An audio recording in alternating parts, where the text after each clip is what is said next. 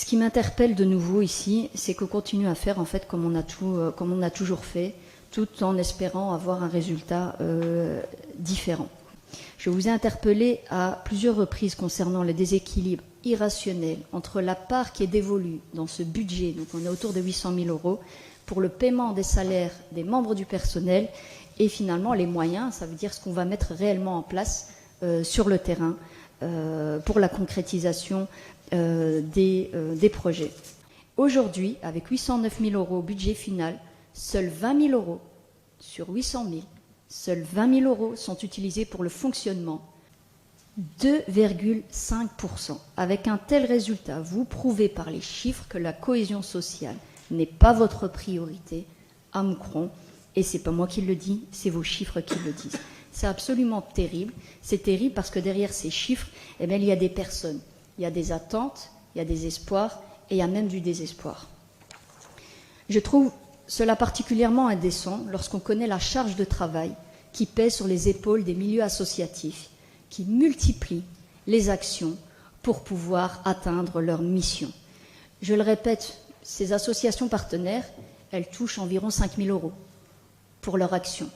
Alors aujourd'hui, je vais prendre l'exemple du droit au travail, à la formation, à l'apprentissage et à l'insertion sociale. Que fait la ville de Moucron sur cet axe-là? Eh bien, on a un atelier d'estime de soi, relooking confiance en soi. Et alors le deuxième, c'est l'accompagnement de première ligne pour les personnes en décrochage social. La dernière fois, j'avais aussi soulevé celui de droit à la santé et notamment l'accompagnement des femmes enceintes.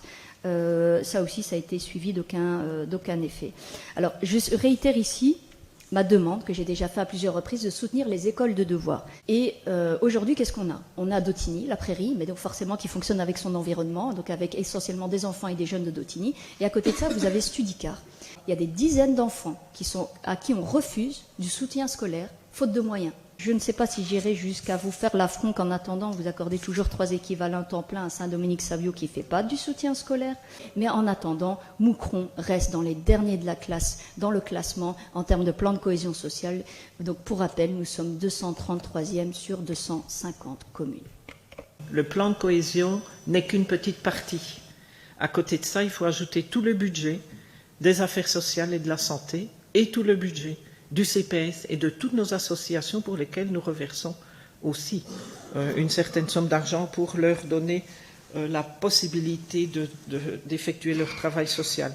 La subvention du plan de cohésion sociale est de 414 027,57 €, accordée par la région wallonne. À cela s'ajoute une part communale obligatoire de 25%. Cette subvention totale couvre les frais de personnel, les frais d'action et en 2023 l'achat d'un nouveau véhicule. Pour le rapport financier article 20 ASBL, les ASBL sont la bibliothèque, vie féminine, ASBL enfance préambule, des mots à mots, un lieu. Chaque ASBL reçoit un montant de 4 680,77 €. La subvention complémentaire énergie d'un montant de 5 000 €. Cette subvention a servi à développer l'action atelier collectif. Voilà, ça c'est un peu le rapport financier de notre plan de cohésion 2020-2025. Donc pour les autres points, je propose qu'on présentera ces activités lors d'un prochain conseil.